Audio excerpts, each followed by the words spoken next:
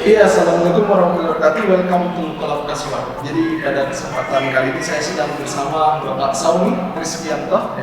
Beliau ini merupakan teman dosen saya juga di program studi hubungan internasional Universitas Sulawesi Barat ya, sama kayak teman-teman sebelumnya yang saya undang. Kita bekerja di instansi yang sama juga dengan program studi yang sama. Nah, pada kesempatan kali ini sejalan dengan ekspertisnya Pak Saumi yang memang berfokus pada American Studies ya. Saya yakin beliau tahu banyak tentang itu, jadi kita akan kulik lebih jauh di konten kali ini gitu. Yang dimana beliau ini memang mempelajari American Studies, dan saya sempat ngobrol sedikit dengan beliau ya beberapa waktu lalu. Kira-kira kita menariknya ngomongin apa tentang Amerika. Amerika kan itu adalah negara superpower dengan sejuta isu gitu yang selalu senantiasa melingkupi negara ini gitu, menjadi perhatian dunia, perhatian publik secara global gitu.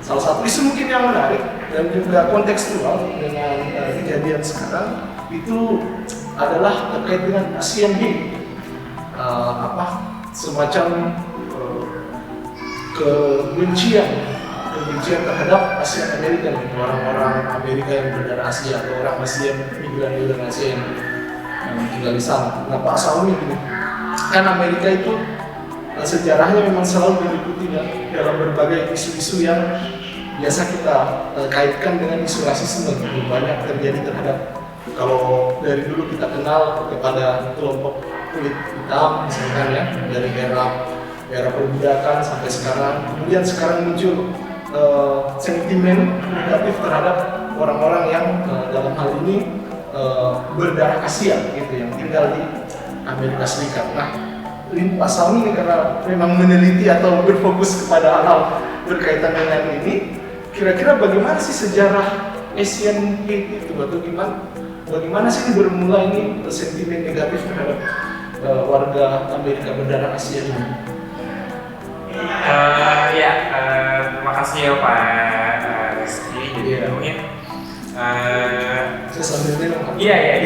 Minumnya belum datang, nanti dibilang saya tidak. Kenapa? Saya cuma minum sendiri.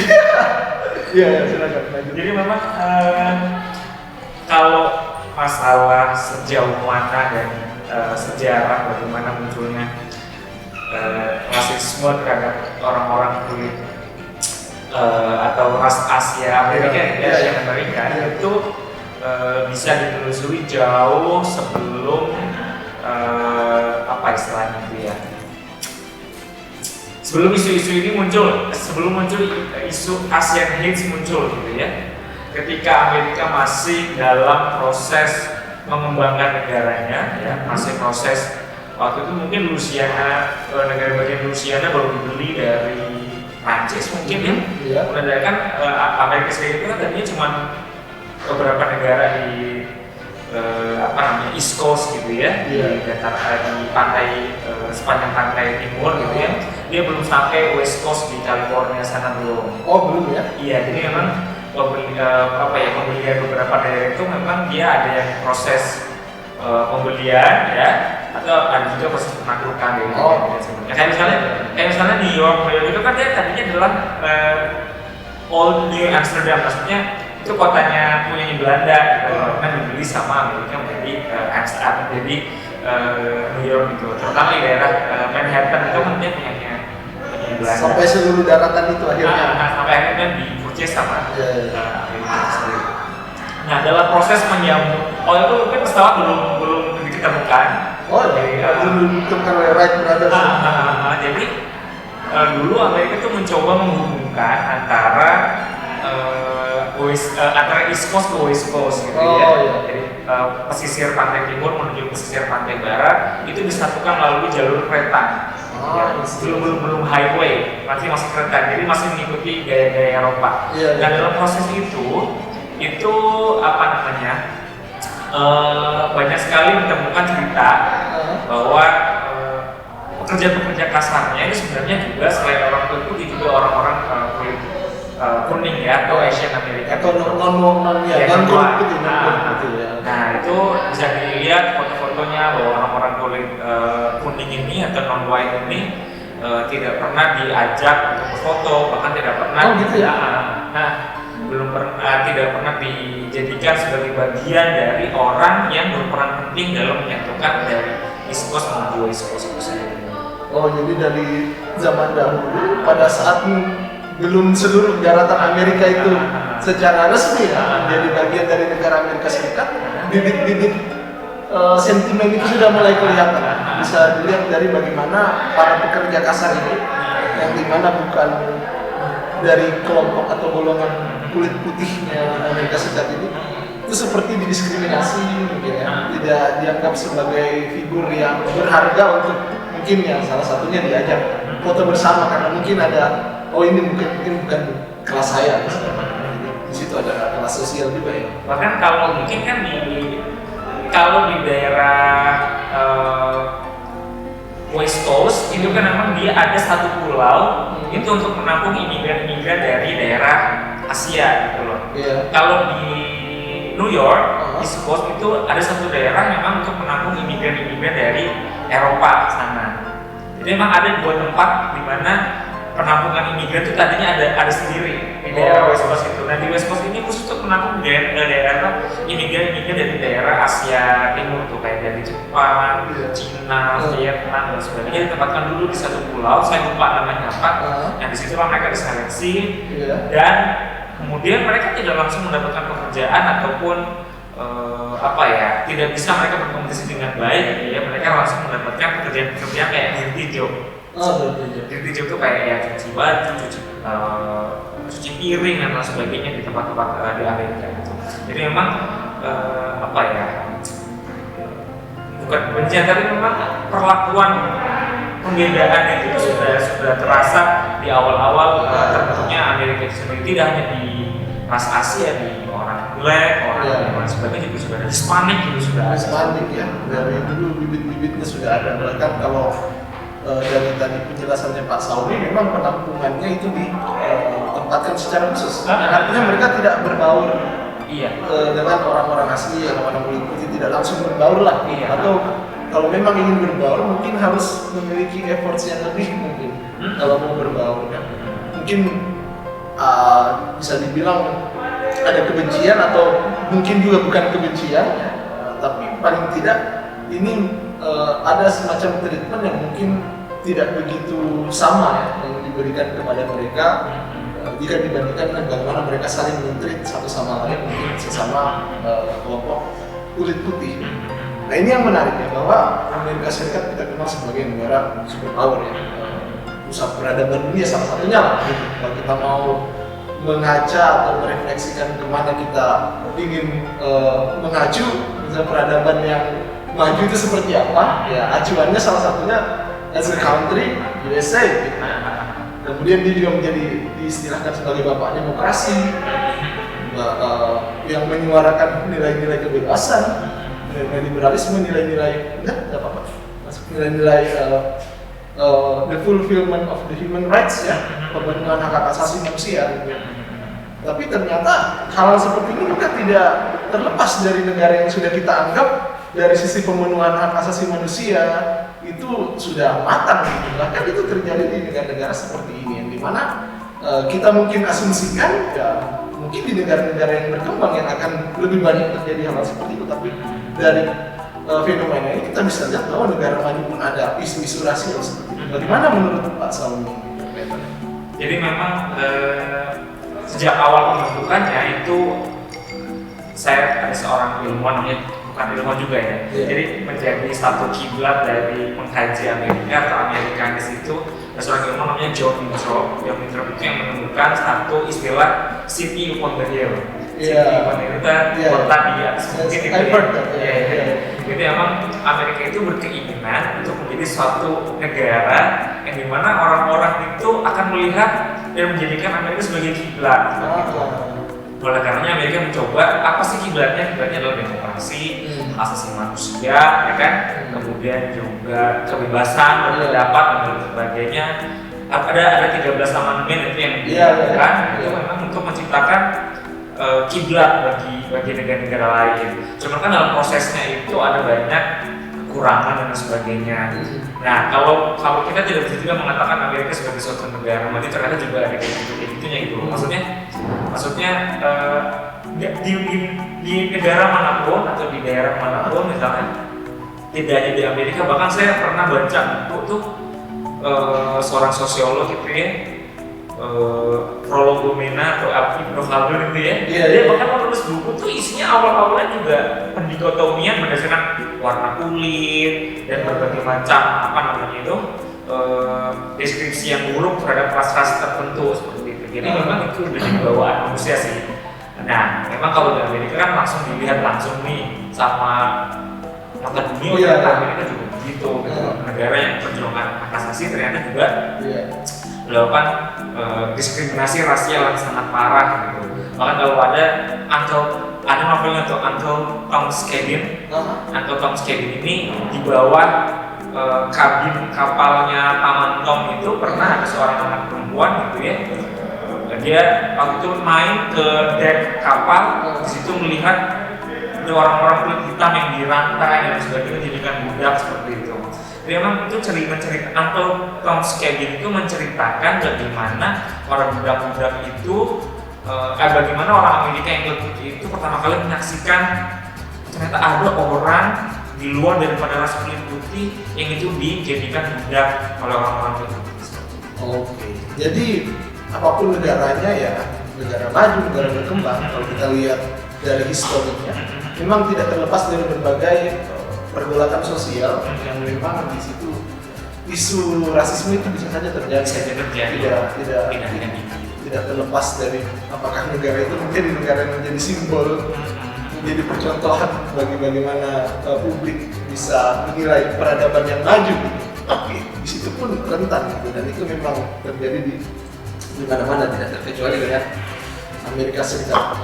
Apalagi mereka kan historinya panjang, perjalanan menuju ke titik ini juga pasti mengalami banyak benturan-benturan sosial. Salah satunya ya bagaimana perubahan zaman di Amerika Serikat dari era perbudakan sampai sekarang itu kan juga sudah ada proses panjang yang mereka lalui, dan salah satunya ya hal ini yang namun ini ya yang kita lihat belakangannya, dia sempat hal-hal seperti hatred towards Asian American people ini, dia sempat naik lagi ke permukaan di dalam 2-3 tahun belakangannya. Kalau saya riset di beberapa pemberitaan itu khususnya terjadi momentumnya pada saat COVID-19 ini, di mana dianggap ya, kita tahu awal mula dari tersebarnya virus COVID-19 itu adalah dari Wuhan, disinyalir itu dari China. Di situ mulai lah, apalagi pada saat itu kan Presiden US masih dipimpin oleh Donald Trump, yang memang orang mengenal beliau atau istilahnya melabeli ya beliau sebagai seseorang yang ya relatif punya pride terhadap Amerika gitu. Ya, orang bahkan menganggap beliau punya sentimen tersendiri terhadap ya orang-orang di luar orang Amerika asli gitu. Kan slogannya Make America Great Again, buat segalanya harus buat Amerika kembali. Nah disitulah mulai ada sentimen lagi terhadap Asian American yang dianggap menjadi penyebab gitu. Ini saya merasa ini kurang fair juga gitu. Virusnya dari China, kok orang-orang ASEAN Amerika yang ada tinggal di Amerika Serikat itu malah kena imbasnya gitu kan, padahal kan virusnya dari China gitu. Kemudian mereka mendapat berdasarkan statistik ada peningkatan angka tindakan rasisme, bahkan kekerasan terhadap orang-orang Asian atau Asian American di Amerika di periode itu, periode COVID dan pasca COVID itu, karena sentimen terhadap mereka dianggap sebagai penyebab masuknya virus COVID-19 ke US. Di mana ya US salah satu negara yang paling terdampak juga, banyak sekali orang masyarakat yang meninggal karena COVID-19 pada saat itu. Jadi bagaimana menurut Pak Saum itu bahwa hal-hal yang sudah mulai dikubur, sudah mulai dikampanyekan terus untuk harusnya ditinggalkan gitu ya, harusnya kita Amerika menuju ke arah peradaban yang non diskriminatif, kemudian momentum-momentum seperti ini sangat rentan untuk memicu kembali gitu ya sentimen-sentimen rasial tersebut. Gimana menurut Pak Saung terkait hal itu? Jadi memang kita triggernya memang ketika itu ya masuknya salah satunya ya. Tapi sebenarnya kalau ditarik jauh, Asian hate itu memang sudah ada ya sejak tadi yang saya bilang sejak pembentukan negara Amerika menjadi seperti sekarang itu sudah muncul gitu lah. Ada ungkapan ini makhluk apa gitu, orangnya kecil-kecil, kemudian walaupun kulit kuning tapi kok berbeda dengan kulit putih, orang kecil-kecil dan melakukan pekerjaan-pekerjaan yang kecil. Jadi memang mindsetnya seperti itu. Nah, kemudian seiring berkembangnya waktu, kan Amerika itu dididik ya dengan istilah political correctness ya, correctness atau memang kebaikan politis. Jadi anak-anak kecil sejak TK itu diajak berpikir bahwa kita tuh harus memperlakukan orang dengan baik dan sebagainya. Cuman kan ada juga orang-orang putih yang seperti Donald Trump yang memang dia masih menganut hal seperti white supremacy atau white man's burden, yang itu memang menjadi tugas dari orang-orang kulit putih untuk bisa memajukan orang-orang yang kurang maju maupun ras-ras yang kurang maju seperti ras kulit putih seperti itu. Nah, dengan adanya pemikiran seperti itu, maka terus saja walaupun sudah dididik melalui political correctness di sekolah-sekolah kurikulumnya, tapi pendidikan orang-orang di sekitar yang masih punya crowd seperti Donald Trump itu tetap membekas gitu. Nah, Donald Trump ini selalu lucu banget dulu pernah di wawancara oleh media itu bilangnya kalau kita Mr. Donald Trump, Mr. Presiden, apa benar nama virusnya bukan lagi coronavirus tapi kung flu seperti itu. Iya. Have you watched it? Iya. I've heard that. Nah itu kan Donald Trump bukannya meredam, malah kemudian coba diulangi dengan senangnya gitu bahwa ingin memberikan framing bahwa benar nih coronavirus itu muncul dari China. Apalagi kemudian sama lah mungkin seperti juga terjadi di Indonesia, ada bukan disparitas ya, ada ya let's say disparity kesenjangan ekonomi ya. Karena kalau melihat risetnya lagi, ternyata kelas kedua yang menempati posisi ternyaman dan terenak setelah kulit putih adalah ras Asia. Oh gitu ya? Nah, dia ras Asia itu cuma sekitar 12% di Amerika Serikat, tapi dia memiliki akses pendidikan yang mungkin jauh lebih baik daripada orang Hispanik maupun kulit hitam. Oh gitu ya? Iya, dan mungkin juga memiliki dan bukan mungkin memiliki kesempatan yang hampir sama seperti orang-orang kulit putih, ya kan? Lalu kemudian juga memiliki kesempatan karir yang hampir sama, bisa menyamai orang-orang itu. Makanya kalau di film-film itu terjadi perebutan karir itu pasti anak putih dengan kulit kuning gitu. Orang-orang kulit kuning dengan orang-orang putih itu sudah pasti banget tuh. Muncul terjadi persaingan, orang-orang kulit, bahkan terjadi framing kalau orang kulit hitam itu adalah orang-orang yang lucu, orang-orang yang dijadikan pada lucon, pembunuh dan lain sebagainya. Maka orang kulit kuning itu diartikan sebagai orang yang sangat ambisius terhadap karir dan lain sebagainya. Jadi memang walaupun kecil, presentasinya cuma 12%, tapi mereka menguasai beberapa bidang dan memiliki kehidupan yang lebih baik, bahkan di beberapa sisi memiliki kehidupan yang lebih baik daripada orang kulit putih seperti itu. Berarti sebenarnya mereka dalam hal berkompetisi dalam karir dan lapangan pekerjaan sebenarnya mereka cukup mampu ya. Makanya Amerika itu sudah mulai yang namanya dia menempatkan lagi nih orang-orang India sebagai ally untuk dia meng-counter orang-orang kulit kuning seperti itu. Makanya muncullah dan ini Asia Pasifik menjadi Indo-Pasifik itu kan tidak lepas dari politik Amerika untuk bisa menggeser dominasi Cina di Asia dengan Nah itu di film juga seperti itu di Hollywoodnya. Jadi secara garis besar itu kalau kita bicara geopolitiknya bisa saja itu terrefleksikan dari rivalitas China dan Amerika Serikat di politik global. Jadi skalanya mungkin ada kaitannya ke sana secara geopolitik. Kan China itu rising memang lagi dalam beberapa tahun terakhir ini menjadi kekuatan baru dunia gitu. Bahkan orang menganggap ini sebagai Cold War 2.0 dengan dominasi China di berbagai sektor khususnya ekonomi di dunia. Jadi itu salah satu refleksi juga dari kondisi geopolitik dunia dan menempatkan rivalitas Amerika Serikat dan China saat ini. Dan yang menarik tadi Pak Saumi katakan soal bahwa ketika memang dia dijejalkan values non-diskriminator itu sejak kecil gitu, di pendidikan, di sekolah dan segala macam. Kan itu memang basic values-nya US ya.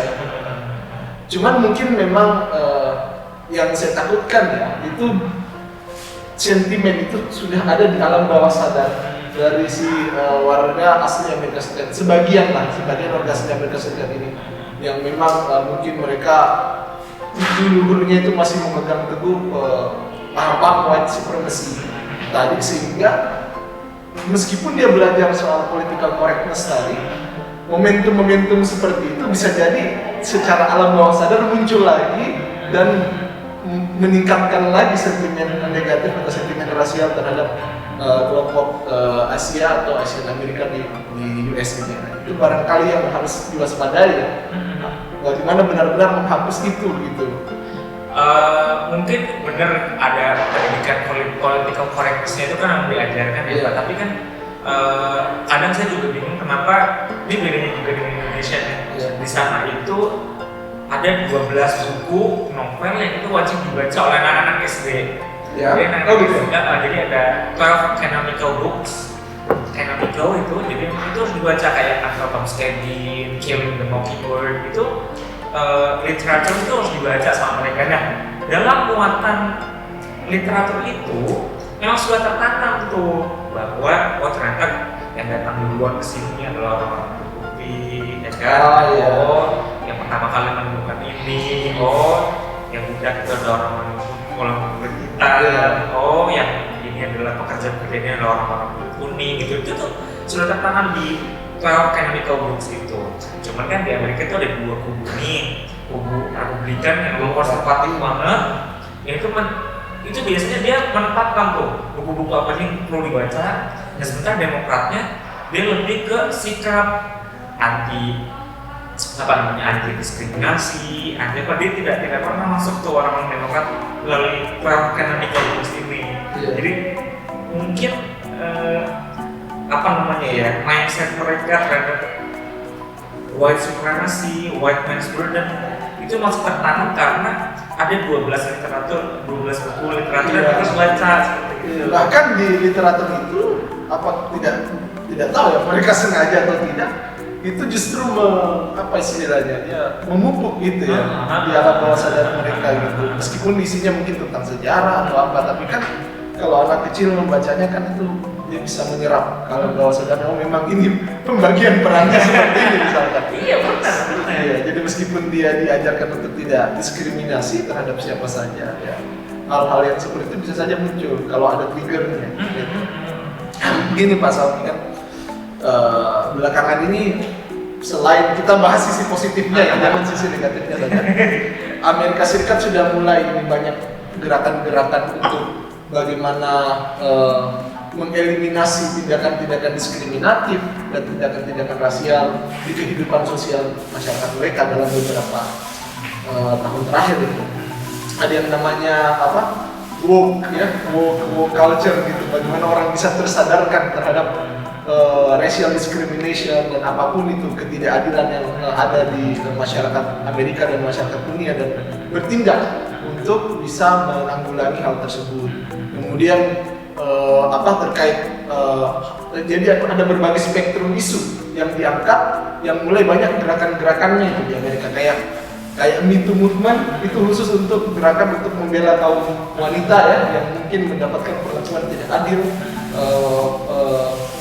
pelecehan seksual di mana kemudian untuk bisa speak up dan melawan, dan itu sangat viral dan sangat berkembang di media sosial dan banyak media lainnya.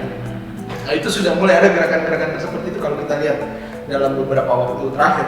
Nah terakhir ini yang saya baca adalah seorang aktris ya yang sangat terkenal, yang punya karir juga sudah luar biasa, banyak membintangi film Hollywood ya, Michelle Yeoh ya.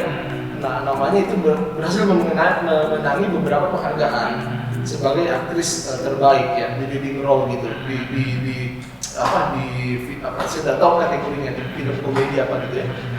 Di mana dia menang di Golden Globe. Golden Globe barusan ya. Sebelumnya dia menang juga ya. Screen Actor Iya. Awards. Nah, ini kemenangan dia di situ ya di film Everything Everywhere All Together at Once. Susah sekali. Filmnya panjang sekali. Kemenangan dia di situ menjadi tonggak sejarah tersendiri sebagai aktris pertama berdarah Asia yang memenangi penghargaan tertinggi untuk kategori film.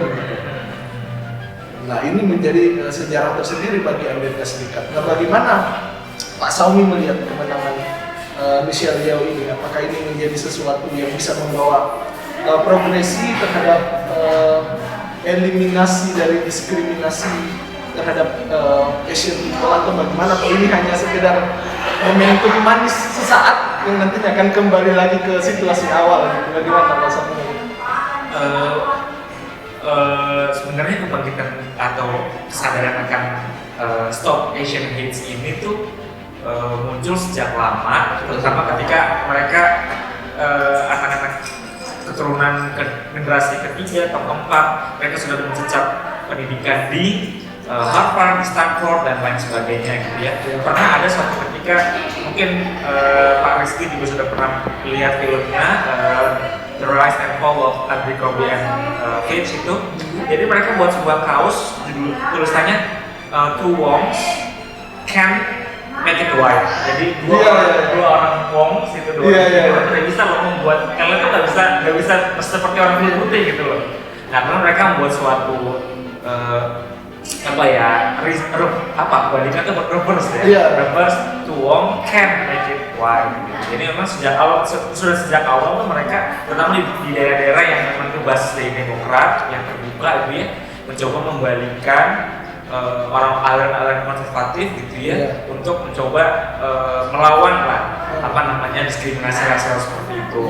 Nah, kebetulan memang industri seni itu memang kadang-kadang dia juga punya basis politiknya. Iya. Jadi istilahnya.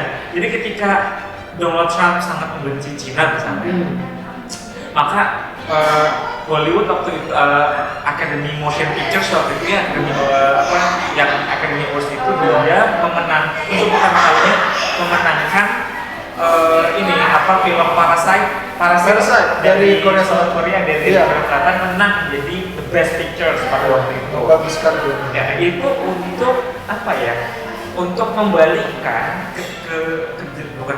membalikan political incorrectness dari Donald Trump seperti itu. Semacam media kampanye kampanye melalui event-event penghargaan film itu. Nah, ini si Michelle Yeoh ini juga saya yakin adalah pengaruh daripada ada pengaruh politiknya lah ya. Karena bagaimanapun orang-orang Cina itu kan lagi tidak disukai banget nih sama pemerintahannya Joe Biden gitu ya, atau kan mungkin juga sebagai pesan juga kepada pemerintahan Xi Jinping bahwa nih warga-warga kamu nanti bisa lebih berperan di negara kami gitu loh. Jadi isu politiknya bukan lagi dia menjelekkan Biden, tapi lebih ke membuktikan kepada Xi Jinping bahwa ini loh warga-warga kamu ini ya, orang-orang kulit kuning ini dia bisa lebih dihargai di negeri kami gitu. Jadi pesan politik itu saya menangkapnya seperti itu. Walaupun mungkin benar juga kualitas actingnya dan lain sebagainya bagus, tapi biasanya dia ada momen-momen politik yang tidak bisa dikesampingkan. Meskipun Michelle Yeoh kan dia asosiasikan dirinya itu dari Malaysia ya, tapi kan memang itu kan rumpun Asian semua yang menjadi concern di sini. Jadi selalu saja akan dihubungkan dengan Asian, American, terus Asian siapa yang paling dominan sekarang ya China. Karena menguasai sektor-sektor penting di sana kan memang yang China.